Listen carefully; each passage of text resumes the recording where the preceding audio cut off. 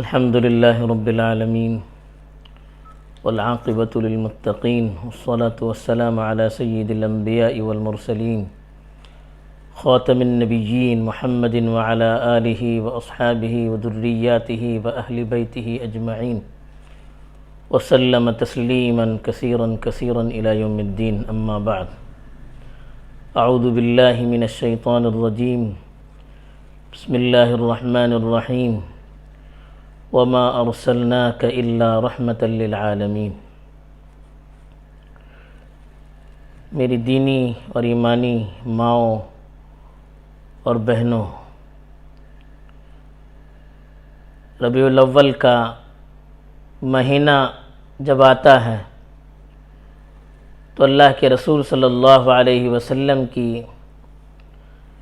سیرت کے مختلف گوشوں کو اجاگر کرنے کی، لوگوں کے سامنے لانے کی کوشش کی جاتی ہے. حالانکہ اللہ کے رسول صلی اللہ علیہ وسلم کی سیرت کو بیان کرنے کے لیے، آپ کے حالات زندگی پر نظر دوڑانے کے لیے ربیع الاول کا مہینہ ہی کوئی خاص نہیں ہے، بلکہ اللہ کے رسول صلی اللہ علیہ وسلم کے احسانات امت پر اتنے زیادہ ہیں کہ آدمی زندگی کے ہر لمحے میں رسول اللہ صلی اللہ علیہ وسلم کے احسانات کا تذکرہ کرتا رہے، آپ کی سیرت کو پڑھتا رہے، لوگوں کے درمیان اس کو بیان کرتا رہے، تب بھی آپ کا حق ادا نہیں ہو پائے گا. لیکن چونکہ کچھ نہ ہونے سے کچھ تو ہونا بہتر ہے، تو اس لیے خاص طور پر ربیع الاول کے مہینے کو غنیمت سمجھ کر اللہ کے رسول صلی اللہ علیہ وسلم کے تذکرے کو لوگوں کے دلوں میں تازہ اور زندہ کیا جاتا ہے.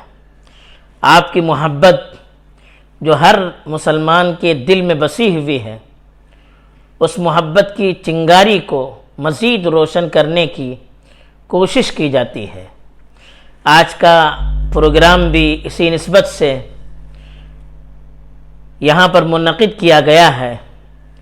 اسی نیت سے اگر ہم بیٹھیں گے کہ اللہ کے رسول صلی اللہ علیہ وسلم کی باتوں کو سننا ہے، آپ کے حالات زندگی سے واقف ہونا ہے اور اپنی زندگی کو ان کے ذریعے سے منور کرنا ہے، اور اپنی دوسری بہنوں میں اس پیغام کو عام کرنا ہے، اس نیت سے اگر ہم یہاں بیٹھیں گے، سنیں گے، تو یقیناً آج کی یہ مجلس اللہ کے یہاں بڑی بابرکت مجلسوں میں شمار کی جائے گی، اور اللہ کی مدد، اللہ کی رحمت اور اللہ کی نصرت ہم سبوں کے ساتھ ہوگی. میری ماؤں اور بہنوں، اللہ کے رسول صلی اللہ علیہ وسلم کا جو تعارف قرآن مجید میں جگہ جگہ کیا گیا ہے، اس میں ایک خاص وصف جو بیان کیا گیا، وَمَا أَرْسَلْنَاكَ إِلَّا رَحْمَةً لِّلْعَالَمِينَ، کہ ہم نے آپ کو تمام جہانوں کے لیے، خالی دنیا کے لیے نہیں کہا، تمام جہانوں کے لیے رحمت بنا کر بھیجا ہے. تو آپ کی ذات پوری انسانیت کے لیے رحمت ہے. خاص کر عورتوں کے لیے جو معاشرے کا آدھا حصہ ہے. انسانی معاشرہ مرد اور عورت سے جڑ کر بنتا ہے، دونوں کے ملنے سے ایک انسانی سماج بنتا ہے. تو انسانی سماج کا آدھا حصہ مرد اور آدھا حصہ عورتوں سے مل کر بنتا ہے. دونوں کے جب حقوق صحیح طریقے پر ادا کیے جائیں گے تو معاشرہ صحیح ڈگر پر چل پائے گا. اگر اس میں حق تلفی ہو جائے گی عورت کے حقوق میں یا مرد کے حقوق میں، تو پھر سوسائٹی متزلزل ہو جائے گی. پھر گھروں کے اندر اور پورے سماج کے اندر ٹینشن، کرپشن اور پریشانیاں عام ہو جائے گی، سکون اطمینان چھن جائے گا اور لوگ پھر پریشانی کی شکایت کرنے لگیں گے. تو اللہ کے رسول صلی اللہ علیہ وسلم کی بعثت سے پہلے کا جو معاشرہ تھا اور آپ کے نبی بننے سے پہلے عورتوں کے جو حالات تھے نہ صرف عرب میں بلکہ پوری دنیا میں عورتوں پر جو ظلم کیا جاتا تھا، عورتوں کے حقوق کو جس طرح سے پامال کیا جاتا تھا اور ہر میدان میں عورتوں کو محروم رکھا جاتا تھا، اس کا تذکرہ سن کر رونگٹے کھڑے ہو جاتے ہیں۔ کس طرح سے ظلم کیا جاتا تھا۔ قرآن مجید نے ایک ہلکا سا تبصرہ کرتے ہوئے ہلکی سی روشنی ڈالی، اس پر تبصرہ کرتے ہوئے قرآن مجید میں ہلکی سی روشنی ڈالی گئی ہے۔ فرمایا وَإِذَا بُشِّرَ أَحَدُهُمْ بِالْأُنْثَى ظَلَّ وَجْهُهُ مُسْوَدًّا وَهُوَ كَظِيمٌ يَتَوَارَى مِنَ الْقَوْمِ مِنْ سُوءِ مَا بُشِّرَ بِهِ أَيُمْسِكُهُ عَلَى هُونٍ أَمْ يَدُسُّهُ فِي التُّرَابِ أَلَا سَاءَ مَا يَحْكُمُونَ۔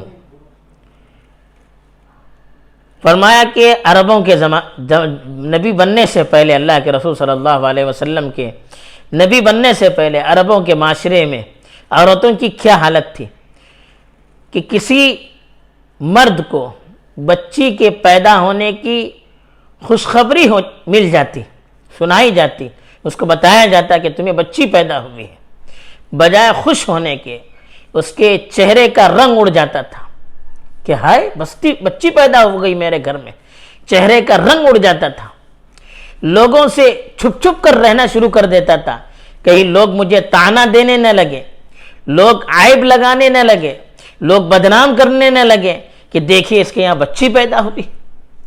یتوارا من القوم من سوء ما بشر بہ، جو بری خوشخبری دی گئی ہے اس کی وجہ سے لوگوں سے چھپ چھپ کر رہنے لگتا تھا اور یہ سوچتا تھا ایمسکہ علی ہون ام یدسہ فی التراب، کیا ذلت کے ساتھ اس کو دنیا میں زندہ رکھے یا زندہ اس کو مٹی میں دفن کر دے، یہ سوچتا تھا۔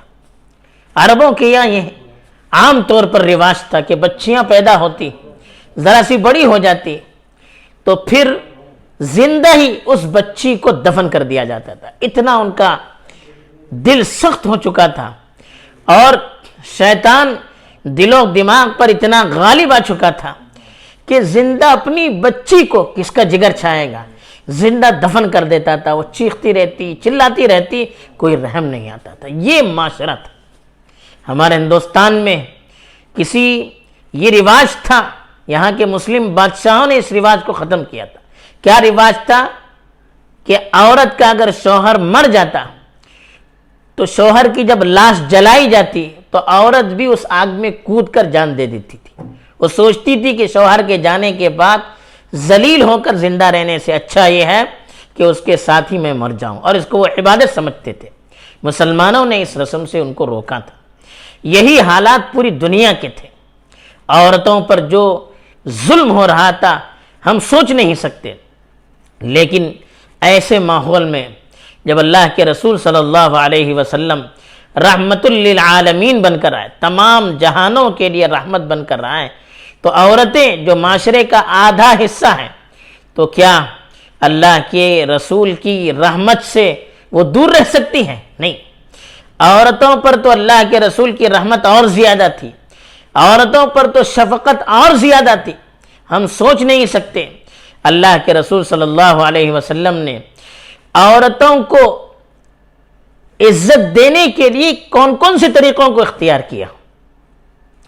قرآن کا مطالعہ کرتے ہیں تو قرآن تاکیدی حکم دیتا ہے وَعَاشِرُوهُنَّ بِالْمَعْرُوفِ، بیویوں کے سلسلے میں اور عورتوں کے سلسلے میں خاص طور پر کہتا ہے کہ ان کے ساتھ بھلائی کا معاملہ کرو، اچھا سلوک کرو، ان کے حقوق کی پامالی مت کرو، ان کو دبائے مت رکھو، ان پر ظلم نہ کرو۔ یہ حقوق قرآن نے دیے ہیں شوہروں کے لیے، گھر کے ذمہ داروں کے لیے۔ اگرچہ مرد کو بعض خصوصیات کی وجہ سے قرآن نے فضیلت دی ہے، لیکن جو ذمہ داریاں مرد پر ڈالی ہیں عورتوں کے سلسلے میں، ان ذمہ داریوں کو اگر سامنے رکھ کر اگر آدمی اپنا گھر چلانا چاہے تو کبھی عورتوں پر ظلم نہیں ہو سکتا۔ قرآن نے تو یہاں تک کیا، عورتوں کے سلسلے میں آیتیں نازل کی، خاص عورتوں کے سلسلے میں۔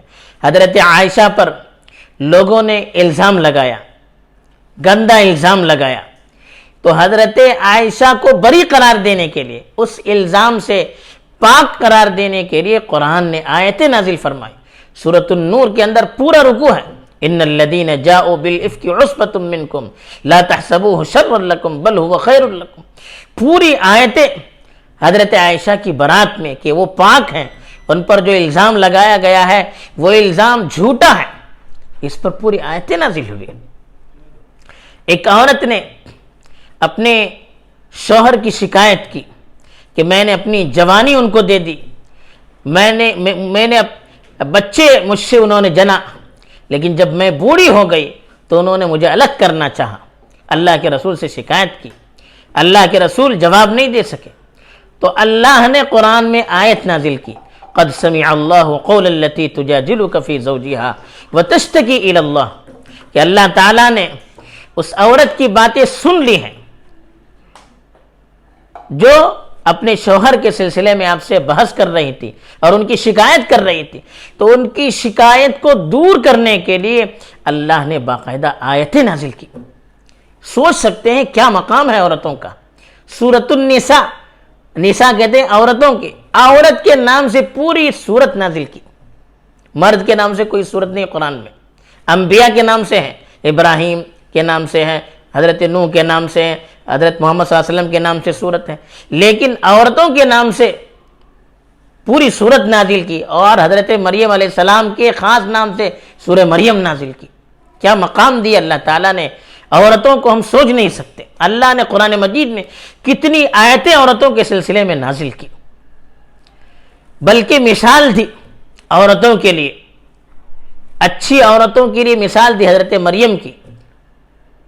وضرب اللہ کہ حضرت مریم اور حضرت فرعون، حضرت آسیہ جو فرعون کی بیوی تھی، ان کی مثال قرآن مجید میں سورہ تحریم کے اندر بیان کی کہ یہ عورتوں آپ کے لیے نمونہ ہے.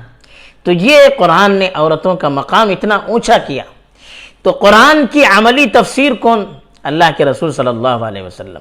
جب قرآن کی اتنی ساری آیتیں ہیں عورتوں کے سلسلے میں، تو اللہ کے رسول جو رحمت للعالمین تمام جہانوں کے لیے رحمت بن کر آنے والے ہیں، وہ کس طرح سے عورتوں کے حقوق کو پامال کر سکتے ہیں؟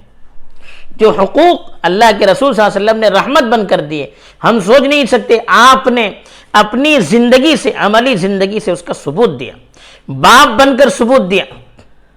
حضرت فاطمہ رضی اللہ تعالی عنہ، اتنی اللہ کے رسول کو ان سے محبت تھی، کہتے تھے کہ فاطمہ تو بضعۃ منی، فاطمہ تو میرے جگر کا ایک ٹکڑا ہے، میرے گوشت کا ایک ٹکڑا ہے.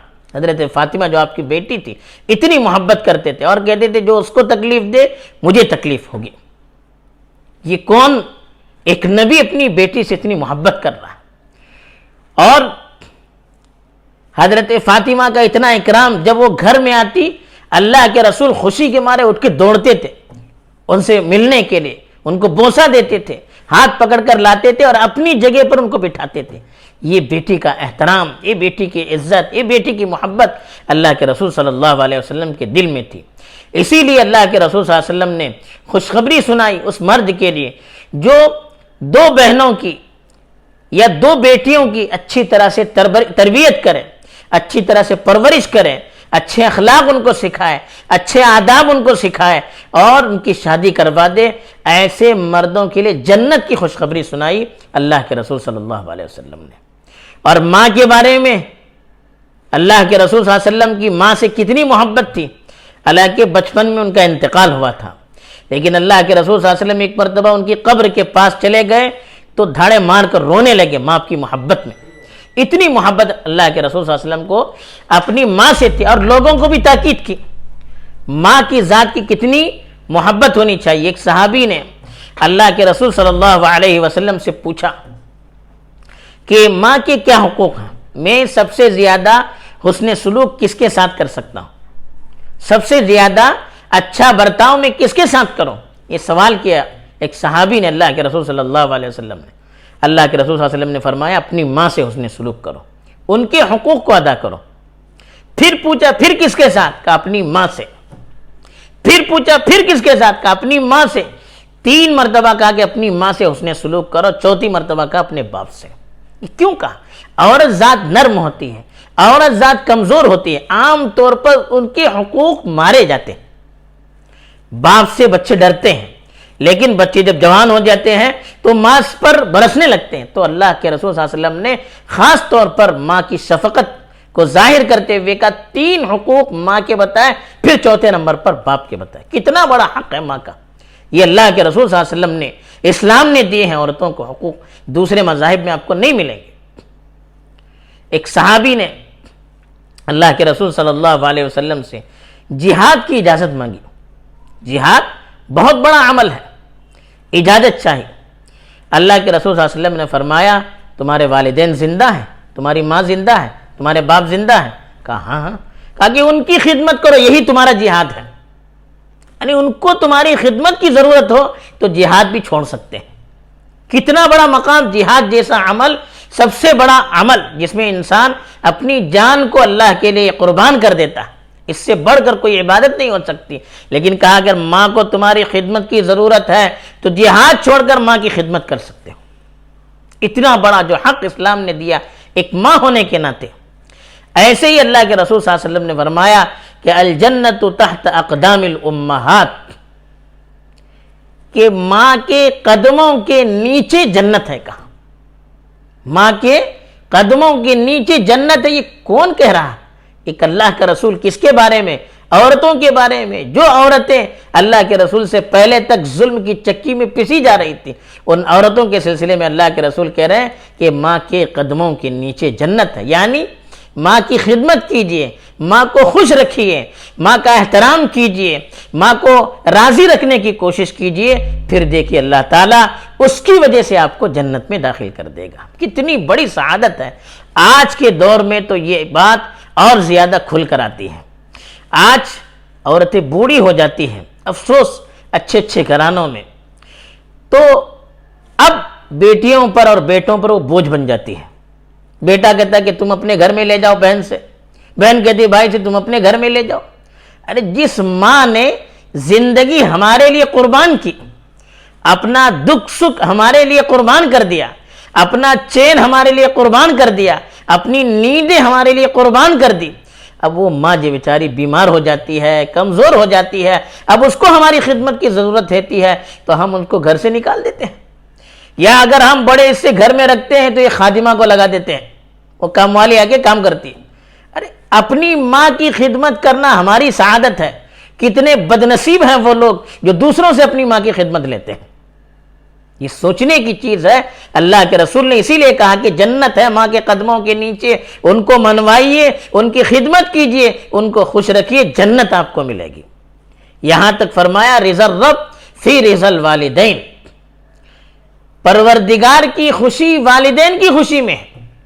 والدین خوش رہیں گے، اللہ خوش رہے گا۔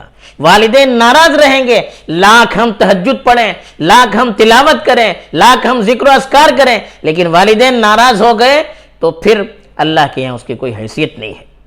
وَسَخْطُ الرَّبِّ فِي سَخْطِ الوالدین کا، او کما قال علیہ الصلوۃ والسلام، کہ پروردگار کی ناراضگی والدین کی ناراضگی میں، والدین ناخوش ہیں، ہماری ساری عبادتیں چوپٹ، ہمارے سارے مجاہدے چوپٹ، کیوں؟ والدین ہم سے خوش نہیں ہیں۔ تو یہ اسلام نے ماں ہونے کے اعتبار سے عورت کو اتنا بڑا مقام دیا۔ اور پھر تیسرے نمبر پر بیوی ہونے کی حیثیت سے کتنا بڑا مقام دیا اسلام نے، ہم سوچ نہیں سکتے۔ اللہ کے رسول صلی اللہ علیہ وسلم نے وصیت کی کہ استوصوا بالنساء خیرا، عورتوں کے سلسلے میں جنرل عام وصیت کی کہ عورتوں سے اچھا سلوک کرنے کی میں وصیت کرتا ہوں، آپ اس وصیت کو قبول کیجیے۔ یہ کون؟ اللہ کے رسول صلی اللہ علیہ وسلم مردوں کے سامنے وصیت کر رہے ہیں کہ عورتوں سے اچھا سلوک کیجیے، میں ان کے ساتھ بھلائی کی آپ کو نصیحت کر رہا ہوں، آپ میری اس نصیحت کو، میری اس وصیت کو، وصیت کسے کہتے ہیں؟ مرنے والا آدمی مرتے وقت اپنی اہم جو باتیں بتا کر جاتا ہے اس کو وصیت کہتے ہیں۔ کہا میری یہ وصیت ہے عورتوں کے سلسلے میں، آپ اپنے عورتوں کے سلسلے میں میری وصیت کو قبول کیجیے اور عورت کے ساتھ اچھا معاملہ کیجیے۔ اور اللہ کے رسول صلی اللہ علیہ وسلم نے خود اپنی بیویوں کے ساتھ جو معاملہ کیا ہم سوچ نہیں سکتے۔ فرمایا خیرکم خیرکم لأہلی وانا خیر الناس لأہلی، کہا تم میں سے بہتر وہ ہے جو اپنی گھر والیوں کے لیے سب سے بہتر ہو، اور کہا میں اپنی گھر والیوں کے لیے سب سے بہتر ہوں. کیوں کہا؟ کہ بیوی اور شوہر ان کا جو تعلق رہتا ہے نکاح کے بعد سے موت تک، خلوت جلوت میں وہ ساتھ رہتی ہے. آدمی باہر چاہے کتنا اچھا رہے لیکن گھر میں اپنی بیویوں کے ساتھ اس کا کیا سلوک ہے، اس پر مدار رکھا ہے خیر ہونے کا، اچھا ہونے کا. یہ معیار نہیں بتایا اسلام نے کہ باہر آدمی کیسا، نہیں، بیویوں کے ساتھ کیسا. اس لیے کہ سکھ دکھ میں ان کے ساتھ رہنا ہے، رات دن میں ان کے ساتھ رہنا ہے، خلوت جلوت میں ان کے ساتھ رہنا ہے. جو اس کی عملی زندگی ہے، جو اس کی بے تکلف زندگی ہے، وہ عورت کے سامنے ظاہر ہوتی ہے. اس لیے عورت اگر اپنے شوہر سے خوش ہے تو سمجھیے کہ وہ مرد اچھا ہے. یہ اللہ کے رسول صلی اللہ علیہ وسلم نے خود کہا. اور اللہ کے رسول صلی اللہ علیہ وسلم نے اپنی عورتوں کے ساتھ جو برتاؤ کیا ہم سوچ نہیں سکتے. حضرت خدیجہ جو آپ کی پہلی بیوی تھی، سب سے پہلی بیوی، اللہ کے رسول صلی اللہ علیہ وسلم کی عمر اس وقت 25 سال کی اور حضرت خدیجہ کی عمر 40 سال کی. اللہ کے رسول سے 15 سال بڑی عورت اللہ کے رسول صلی اللہ علیہ وسلم نے ان سے شادی کی تھی. اور اللہ کے رسول صلی اللہ علیہ وسلم کے جتنے بچے ہوئے بیویوں سے، وہ سارے کے سارے بچے حضرت خدیجہ سے تھے. ایک بچہ ہوا تھا آخر میں، وہ بھی باندی سے ہوا تھا، حضرت ماریہ سے. باقی سارے بچے جو ہوئے آپ کی بیٹیاں جو آپ کی زندگی ہی میں وفات پا گئی سوائے حضرت فاطمہ کے، وہ سب حضرت خدیجہ کی اولاد تھی. اور حضرت خدیجہ سے آپ کو کتنی محبت تھی آپ سوچ نہیں سکتے. ایک بیوی ہونے کے اعتبار سے اللہ کے رسول صلی اللہ علیہ وسلم نے کتنا اس کا حق ادا کیا ہم سوچ نہیں سکتے. حضرت عائشہ جو بالکل نوعمر تھی شادی کے وقت، بڑی خوبصورت. اللہ کے رسول صلی اللہ علیہ وسلم نے حضرت خدیجہ کی وفات کے 3 سال کے بعد حضرت عائشہ سے شادی کی تھی. حضرت عائشہ اللہ کے رسول کی سب سے محبوب بیوی حضرت خدیجہ کی موت کے بعد. لیکن حضرت عائشہ خود کہتی ہے کہ مجھے جتنی غیرت اس بوڑھی عورت سے ہوتی ہے اور کسی سے نہیں ہوتی، یعنی حضرت خدیجہ سے.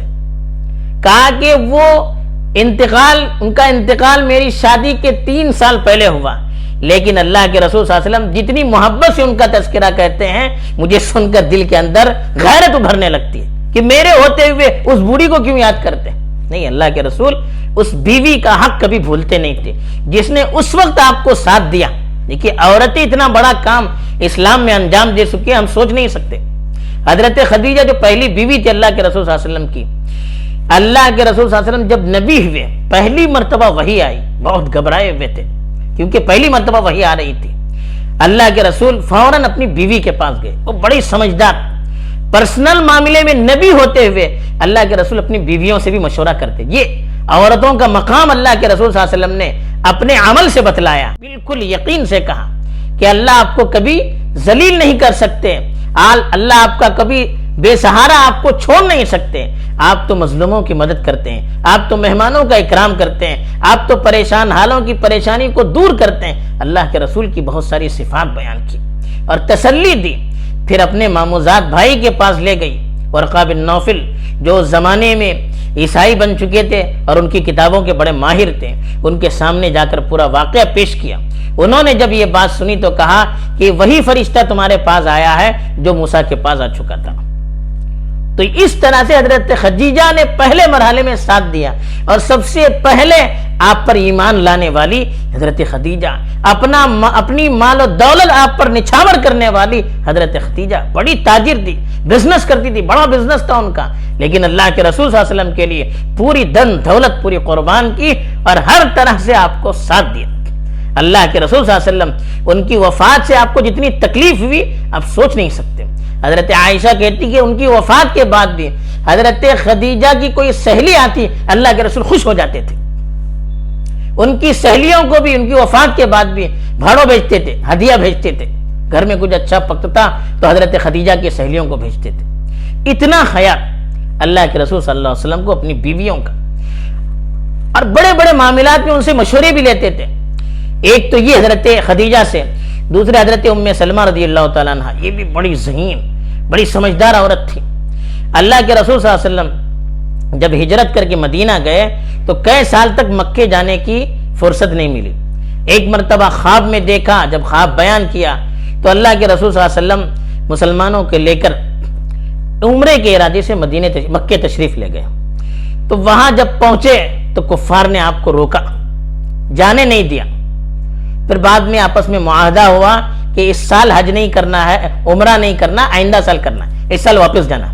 اب اللہ کے رسول واپس جانے لگے، لیکن شرط یہ ہے کہ وہاں جانے کے بعد ہم عمرہ نہیں کر سکتے، تو احرام اتارنے کے لیے قربانی کرنی ہے اور حلق کرنا ہے مردوں کے لیے۔ تو اللہ کے رسول صلی اللہ علیہ وسلم نے صحابہ سے کہا کہ آپ دیکھیے اب تو عمرہ کرنا نہیں ہے، اب واپس جانا ہے، تو احرام اتارنے کے لیے آپ لوگ قربانی کیجئے اور حلق کیجئے، یعنی اپنا سر منڈائیے۔ صحابہ اتنے پریشان تھے، حالانکہ صحابہ کون؟ اللہ کے رسول کی ایک حکم پر اپنی جان قربان کرنے والے، لیکن اتنے پریشان تھے اس وقت کہ اللہ کے رسول صلی اللہ علیہ وسلم کے کہنے کے باوجود کسی کے دماغ میں نہیں آیا کیا کرنا ہے۔ اللہ کے رسول پریشان ہو گئے کہ کوئی میری بات نہیں مان رہا ہے، فوراً اپنی بیوی حضرت ام سلمہ رضی اللہ تعالیٰ عنہ کے پاس گئے۔ نبی ہیں پھر بھی اپنی بیوی سے مشورہ کر رہے، کتنا بڑا حق دے رہے، ایک اہم مسلمانوں کے معاملے میں اس وقت کا سب سے بڑا مسئلہ، لیکن اللہ کے رسول دیکھیے رحمت للعالمین کتنا رحم، کتنا عورتوں پر اللہ کے رسول مہربان تھے، کتنی ان کو عزت اور کتنا بڑا مقام ان کو دینا چاہتے تھے۔ حضرت ام سلمہ رضی اللہ تعالیٰ عنہ کے پاس گئے اور ان سے کہا کہ ایسا ایسا معاملہ پیش آیا، کیا کرو؟ حضرت ام سلمہ بڑی عقل مند، کہا کہ آپ چاہتے ہیں وہ آپ کی بات مانے؟ کہا ہاں۔ کہا کہ آپ جائیے، چپ چاپ جائیے، آپ اپنے بال منڈائیے، اپنے جانور کی قربانی کیجئے، آپ کو دیکھ کر لوگ خود بخود کرنا شروع کر دیں گے۔ اور اللہ کے رسول صلی اللہ علیہ وسلم نے اسے ہی کیا، خود گئے، خود اپنا بال منڈوایا، تو آپ کی دیکھا دیکھی سارے صحابہ بال بلوانے لگے، سب منڈوانے لگے۔ آپ نے جانور کی قربانی کی تو آپ کی دیکھا دیکھی سب قربانی کرنے لگے۔ یہ اسلام نے اتنا بڑا مقام، عورت کی ایک رائے پر پورا مسئلہ حل ہو گیا۔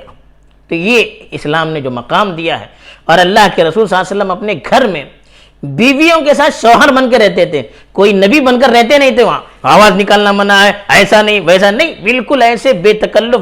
حضرت عائشہ کہتی ہے ہم سوچ نہیں سکتے، چھوٹی چھوٹی چیزوں کا خیال رکھنا، گھر کے چھوٹے چھوٹے کام خود اللہ کے رسول صلی اللہ علیہ وسلم کرتے تھے، ساتھ دیتے بیویوں کا، ان کو خوش رکھنے کی کوشش کرتے۔ حضرت عائشہ بہت چھوٹی تھی، تو بعض مرتبہ عید کے دن کرتب دکھانے والے آتے تھے، جو کھیل دکھانے والے آتے ہیں نا، اس زمانے میں بھی آتے تھے۔ اللہ کے رسول حضرت عائشہ کی مزاج کا خیال رکھ کر دروازے کے سامنے کھڑے ہو جاتے تھے، اس لیے کہ چہرہ نظر نہیں آنا چاہیے باہر والوں کو، اور حضرت عائشہ سے کہتے تھے پیچھے سے دیکھو۔ حضرت عائشہ پیچھے ہو کر دیکھتی رہتی باہر جو کھیل ہوتا، اور اللہ کے رسول ان کو چھپائے دروازے کے سامنے کھڑے رہتے۔ حضرت عائشہ کہتی ہے آپ تصور کیجئے میں چھوٹی بچی، کتنی مجھے کھیل سے دلچسپی تھی، کتنی دیر اللہ کے رسول صلی اللہ علیہ وسلم کھڑے رہتے ہوں گے، جب تک میرا دل نہیں بھرتا اللہ کے رسول کھڑے رہتے تھے۔ یہ حالت حضرت عائشہ ایک اور مرتبہ کہتی ہے کہ ایک مرتبہ ہم جہاد میں جا رہے تھے، تو ایک جگہ میدان تھا، اللہ کے رسول صلی اللہ علیہ وسلم نے کہا لاؤ ہم دوڑ لگاتے، اور حضرت عائشہ سے دوڑ لگایا۔ حضرت عائشہ دبلی پتلی تھی، اللہ کے رسول ذرا موٹے تھے، حضرت عائشہ آگے چلی گئی، اللہ کے رسول پیچھے رہ گئے، تو ایسا کیا۔ اب دوسری مرتبہ پھر ایک مرتبہ سفر میں ایسا واقعہ پیش آیا، پھر مقابلہ ہوا، اب حضرت عائشہ ذرا موٹی ہو چکی تھی، اللہ کے رسول بھاگے، وہ آگے چلے گئے، حضرت عائشہ پیچھے رہ گئی۔ اللہ کے رسول نے کہا دیکھا پرانا بدلہ ہم نے لے لیا۔ یہ اتنی بے تکلفی، ایک نبی ہوتے ہوئے اپنی بیوی سے اللہ کے رسول صلی اللہ علیہ وسلم نے خود کر کے دکھایا، تاکہ لوگوں کو معلوم ہو جائے عورت کو کتنا بڑا حق اسلام نے دیا ہے۔ اس کا نتیجہ یہ نکلا کہ صحابہ کے دلوں کے اندر بھی عورتوں کی قدر و منزلت بڑھ گئی۔ ایک واقعہ سیرت نگاروں نے لکھا ہے، ایک وقت وہ تھا کہ گھر میں بچی پیدا ہوتی تو باپ ان کو زندہ دفن کر دیتا تھا، لیکن ایک وقت وہ آیا، مکہ جب فتح ہو گیا تو حضرت حمزہ رضی اللہ تعالیٰ عنہ اللہ کے رسول صلی اللہ علیہ وسلم کے چچا تھے اور جنگ احد میں شہید ہو چکے تھے۔ اللہ کے رسول کو بہت تکلیف ہوئی تھی اس وقت، ان کی چھوٹی سی بچی تھی، وہ اللہ کے رسول کو دیکھ کر چچا چچا کہتے ہوئے آئی۔ وہ چچا بھی تھے اللہ کے رسول کے، اور رضائی بھائی، ایک ہی عورت کا دونوں نے دودھ پیا تھا، اس اعتبار سے بھائی بھی تھے۔ تو وہ چچا چچا چھوٹی بچی تھی، آ گئی۔ اب وہ جب آئی صحابہ میں لڑائی ہونے لگی، حضرت علی کہہ رہے تھے حضرت حمزہ میرے چچا ہیں، میں اس کی پرورش کروں گا، میرے پاس وہ رہے گی۔ حضرت زید بن حارثہ وہ کہنے لگے کہ حمزہ میرے بھائی ہیں، اسلامی بھائی ہیں، میں ان کی پرورش کروں گا۔ حضرت جعفر وہ کہنے لگے کہ حضرت حمزہ کی جو سالی ہے، یعنی اس بچی کی جو خالہ ہے، وہ میرے نکاح میں ہے، میں اس کی تربیت کروں گا، میں اپنے گھر میں رکھوں گا۔ یعنی ایک وقت ہوتا بچی کے ہونے پر دفن کیا جاتا تھا، اور ایک وقت وہ آیا کہ ایک بچے کی پرورش کے لیے 3 مرد لڑنے لگے کہ اللہ کے رسول مجھے چاہیے مجھے چاہیے مجھے چاہیے، سب اس کے خاندان کا حوالہ دے کر اور اپنی قربت کا حوالہ دینے لگے کہ اللہ کے رسول مجھے زیادہ حق ہے مجھے زیادہ حق ہے۔ یہ کہاں سے ہوا؟ یہ اسلام کی اسی تربیت کا نتیجہ تھا کہ عورتوں کی جو حقوق اسلام نے بیان کیے، یہاں تک اس کا اثر ہوا کہ صحابہ خود ایک دوسرے سے آگے بڑھنے لگے اپنی عورتوں کی اور بچوں کی تربیت کے لیے۔ اتنا بڑا مقام اللہ کے رسول کی تربیت کے نتیجے میں ہوا۔ آخر اللہ کے رسول صلی اللہ علیہ وسلم نے حضرت جعفر کے حوالے کیا اور کہا کہ الخالۃ بمنزلۃ الام، خالہ چونکہ ماں کے درجے میں ہے تو خالہ کے پاس بچی زیادہ خوش رہ سکتی ہے، تو اس لیے ان کے حوالے کیا اور باقی دونوں صحابہ کو تسلی دی اور ان کے بارے میں بڑے بلند الفاظ بیان کیے۔ تو یہ ایک مثال تھی۔ اب دیکھیے ہم نے اتنی ساری چیزیں بیان کی، عورتوں کو اللہ کے رسول صلی اللہ علیہ وسلم نے کتنی زیادہ عزت دی، کتنا بڑا ان کا مقام دیا، یہ اللہ کے رسول صلی اللہ علیہ وسلم کی رحمت کی ایک نشانی ہے۔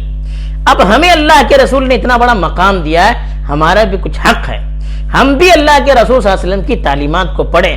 جس ذات نے ہم پر اتنا بڑا احسان کیا، ہمیں پستی سے ذلت کی عزت کے آسمان پر پہنچا دیا، تو ہمارا کتنا بڑا حق ہے کہ اللہ کے رسول صلی اللہ علیہ وسلم کی تعلیمات کو ہم اپنے سامنے رکھیں۔ اللہ کے رسول صلی اللہ علیہ وسلم نے عورتوں کو جو حقوق دیے ہیں ان حقوق کو اپنی طرف سے پورا کریں، اور جو ذمہ داریاں ان پر ڈالی ہیں ان ذمہ داریوں کو پورا کریں۔ ایک ذمہ داری جو سب سے بڑی ہے عورت کے لیے وہ ہے اپنے شوہر کی فرما برداری۔ شوہر سے کہا عورت کو حقوق دینے کے لیے، لیکن عورت سے کہا کہ اپنے شوہر کی تابعداری اور فرما برداری کرنی ہے۔ ایک واقعہ پیش آیا، حبشہ میں کچھ لوگ گئے تھے، وہاں انہوں نے دیکھا کہ وہاں کے جو ذمہ دار ہوتے ہیں خاندان کے چودھری، لوگ اس کو جا کر سجدہ کرتے تھے۔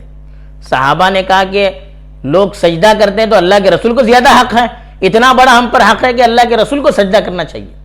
تو اللہ کے رسول صلی اللہ علیہ وسلم کو آ کر بتایا انہوں نے کہ ہم نے حبشہ میں دیکھا کہ وہاں کے لوگ، وہاں کے جو چودھری ہوتے ہیں ان کو سجدہ کرتے ہیں، اور آپ کا جو احسان ہم پر ہے وہ ان سب سے زیادہ ہے، ہم آپ کو سجدہ کریں گے۔ اللہ کے رسول صلی اللہ علیہ وسلم نے فرمایا نہیں، اگر میں کسی کو کسی کے آگے سجدہ کرنے کی اجازت دیتا تو عورت کو اجازت دیتا کہ وہ اپنے شوہر کے سامنے سجدہ کرے، لیکن چونکہ اسلام میں کسی انسان کو انسان کے سامنے سجدہ کرنے کی اجازت نہیں ہے، اس لیے میں عورت کو مرد کے سامنے سجدہ کرنے کی اجازت نہیں دیتا۔ کیوں کہا؟ یہ مرد کا اتنا بڑا حق ہے شوہر پر۔ جس عورت کا انتقال اس حالت میں ہوا کہ اس کا شوہر اس سے راضی ہے، کہا کہ وہ جنت میں چلی جائے گی۔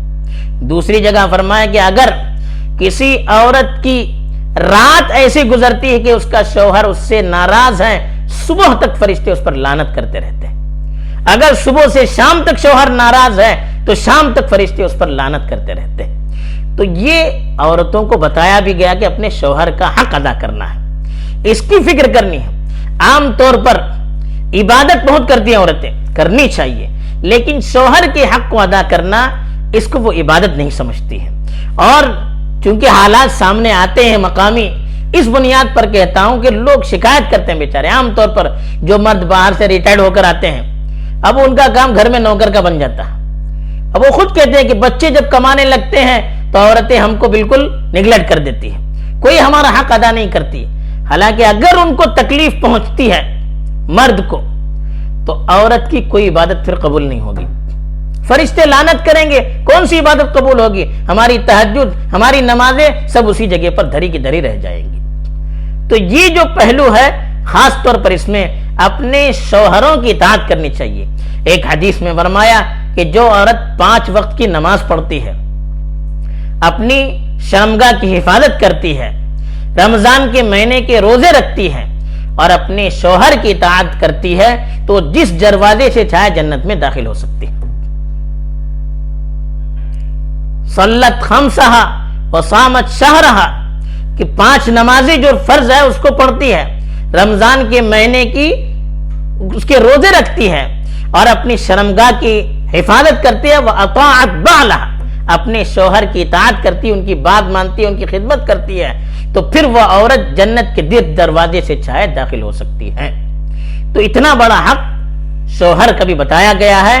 تو اس لیے عورتوں کو اس سلسلے میں بھی اللہ کے رسول نے جب اتنا بڑا ان کو حق دیا ہے تو ان کی جو ذمہ داریاں ہیں اللہ کے رسول نے ایک عورت ہونے کے ناطے دی ہے، اس کا خیال رکھنا ہے۔ دوسرے اپنے بچوں کے سلسلے میں بھی قرآن نے بڑی تاکید کی ہے کہ قوا انفسکم واہلیکم نارا، خود کو اور اپنے گھر والوں کو جہنم کی آگ سے بچانا ہے۔ اپنی بچیوں کی تربیت پر بھی ذرا دھیان دیجئے، بچے اللہ کی نعمت ہیں، چونکہ گھر میں ماؤں کے پاس زیادہ وقت بچوں کا گزرتا ہے، بچیوں کا گزرتا ہے، اللہ کی امانت سمجھ کر جیسے ہم کھلانا پلانا کپڑے پہنانا اسکول میں بھیجنا اپنی ذمہ داری سمجھتے ہیں، اس سے بڑھ کر ان کو دین سکھانا، ان کو اچھے اخلاق سکھانا، اچھے انداز میں ان کی تربیت کرنا، اس کو بھی اگر ہم اپنا فریضہ سمجھ کر کریں گے تو انشاءاللہ یہ گھر جنت بن جائے گا۔ بس وقت بھی زیادہ ہو رہا ہے، اس وقت یہ چند باتیں اللہ تعالیٰ نے ذہن میں ڈال دی۔ اللہ تعالیٰ اللہ کے رسول صلی اللہ علیہ وسلم کی سچی پکی محبت ہم سبوں کو نصیب فرمائے، اور جو اللہ کے رسول صلی اللہ علیہ وسلم کی حقوق ہم پر ہیں اس کو سمجھ کر ادا کرنے کی ہمیں توفیق دیں، اور عورتوں کو خاص طور پر جو حقوق دیے گئے ہیں اس کو پہچان کر زندگی گزارنے کی توفیق دیں۔ آمین۔ وآخر دعوانا ان الحمد للہ رب العالمین۔